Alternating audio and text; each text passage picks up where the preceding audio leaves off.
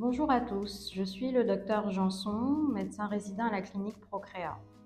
Aujourd'hui, je vais vous parler de la médecine et de la chirurgie esthétique. Tout d'abord, nous allons voir ce qui différencie la médecine esthétique de la chirurgie. La médecine esthétique regroupe tous les actes médicaux visant à améliorer l'apparence du visage et du corps, et ce sans chirurgie.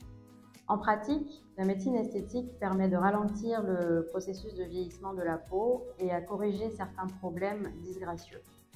C'est une spécialité médicale qui est très appréciée des patients du fait de ses résultats quasi immédiats. Je vais maintenant vous parler de la chirurgie esthétique. Il s'agit d'une branche de la chirurgie plastique qui n'a qu'une visée esthétique comme son nom l'indique. Pour vous donner une idée des actes qui peuvent être pratiqués en chirurgie esthétique, nous avons la rhinoplastie, le lifting, la liposuction, la plastie abdominale, ainsi que l'augmentation du volume des fesses ou des seins.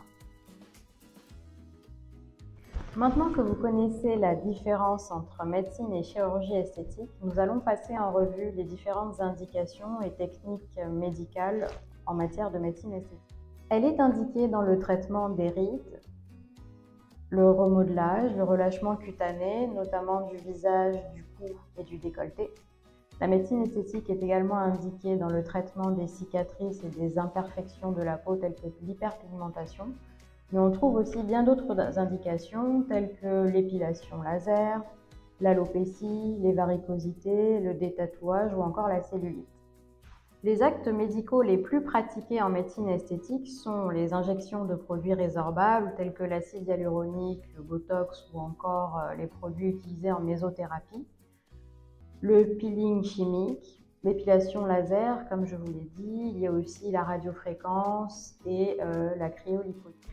Pour finir, je souhaiterais vous alerter sur les dangers liés à la pratique d'actes médico-chirurgicaux à visée esthétique dans des établissements non médicaux. En effet, de nos jours, de nombreuses structures proposent des traitements tels que l'augmentation du volume des lèvres, l'augmentation du volume des seins, des fesses ou encore le traitement des rides.